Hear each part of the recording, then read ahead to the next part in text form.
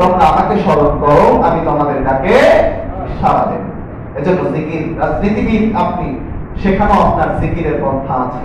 আপনি স্টেজে উঠেছেন, বক্তব্য দিচ্ছেন, ভয়েস, আপনার কথা সবই সুন্দর, কিন্তু আমাদের নেতাদের চরিত্র হচ্ছে, সমাজের নেতাদের দুই ধরনের চরিত্র। একটা হচ্ছে আভ্যন্তরীণ, একটা হচ্ছে বাহ্যিক চরিত্র। যেমন হাতির দাঁত দুই প্রকার। হাতির দাঁত কয় প্রকার? হাতিরে যদি বলেন যে তোমার দাঁত মশানে দুই দাঁত বাইরে বের করে রাখে, ঠিক কিনা? অথচ এই দাঁতের কোনো কাজ নাই। এই দাঁতের কোনো কাজ আছে? এই দাঁত দিয়ে কিন্তু খায় না। ভিতরে যে দাঁত আছে সেটা দিয়ে কিন্তু খায়। আমাদের সমাজে নেতা বক্তব্য দিচ্ছে, অথচ এখান থেকে স্টেজ থেকে নেমে গিয়ে জনগণের সাথে আছে, স্টেজ থেকে নেমে গিয়ে মদের বোতল হাতে নিয়ে দিন কাটাচ্ছে, ঠিক কিনা?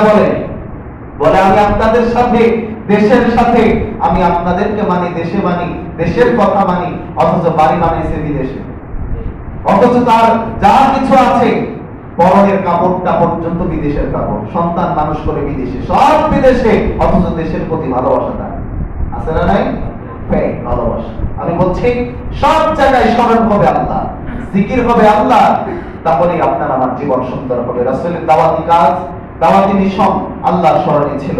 আল্লাহ তাআলা এই জন্য রাসূলকে মক্কা থেকে মদিনায় হিজরত করে প্রেসিডেন্টের চেয়ার দান করেছিলেন। সুবহানাল্লাহ। আল্লাহ স্মরণ করেছিলেন।